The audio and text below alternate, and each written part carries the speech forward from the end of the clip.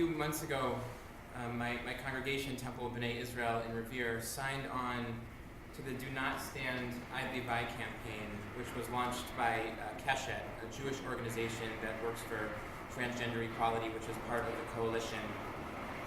And the campaign calls for an end to homophobia and transphobia in the Jewish community.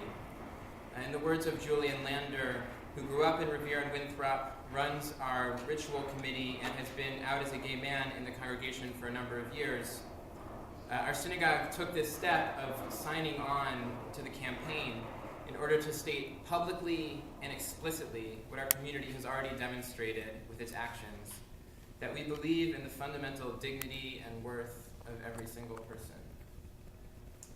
Our congregation is one of over 1,000 Jewish communal institutions nationally that have signed on to the campaign, and there's broad-based support within Jewish communities of Massachusetts for transgender equality and for the passage of this legislation. As someone whose gender identity matches the gender which I was assigned at birth, I'm not transgender. This means that in everyday interactions, I know that people will use my preferred pronouns. I know that people will not ask me inappropriate and invasive questions about my body. And I don't have to worry that the person who I'm speaking with is seeing only my gender identity rather than seeing me. No one should have to worry about these things. And yet, unfortunately, trans people are constantly referred to with the wrong pronoun, ask inappropriate questions about their bodies, and interact with people who are focused on their gender and unable to see any deeper. These are the day-to-day things which I take for granted, which most transgendered people cannot. I also have the expectation of and access to basic necessities like employment, money, and physical safety. Yet I have seen friends, family, and members of my community denied jobs, face discrimination in public places, and deal with threats of violence because they are transgender. I recently watched a friend who is in graduate school apply for jobs and internships. As all of his peers got jobs and internships, he was turned down again and again because he is transgender. And when he turned to the institution for support, they basically said, "Sorry, there's nothing we can do about it." He's now found a job, but it's in another state. He has to travel to New York. As a Jew and a grandchild of Holocaust survivors, I feel a strong responsibility to speak out against injustice. My grandmother survived Auschwitz because there were people, Jews and non-Jews, who risked their lives to save her life.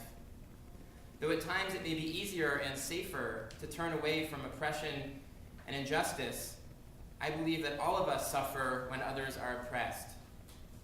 To see another experiencing oppression and neglect to act, to turn away, is to deny their humanity. In doing so, our own humanity is diminished as well. By acting, everyone's humanity is upheld. Rabbi Abraham Joshua Heschel, a teacher, scholar, and civil rights activist, has a very powerful commentary on the Jewish prohibition of creating images of God. Why is it that images of God are really forbidden in Judaism, he asks. Well, some people think it's because God has no physical form, and so anything we could create would be a form of idolatry. But no, Heschel says, this is not the case. This is not the true answer. Images are forbidden, but not because God does not have an image. God does have an image. You, a human being. You are the image of God. The person sitting next to you is the image of God. This is true no matter what their gender identity is. This is the meaning of Genesis chapter 1, verse 27, which describes the creation of humankind. Vayivra Elohim et ha'adam b'tzalmo, and God created the human in God's image. As such, I believe it is our role as religious leaders to ensure that our communities are places where everyone can embrace their whole selves and live up to their divine potential. And it is the role of the Commonwealth to pass non-discrimination legislation to ensure that everyone, including transgender people, have the opportunity to develop their full potential, to be fully human and fully alive, free of discrimination and violence.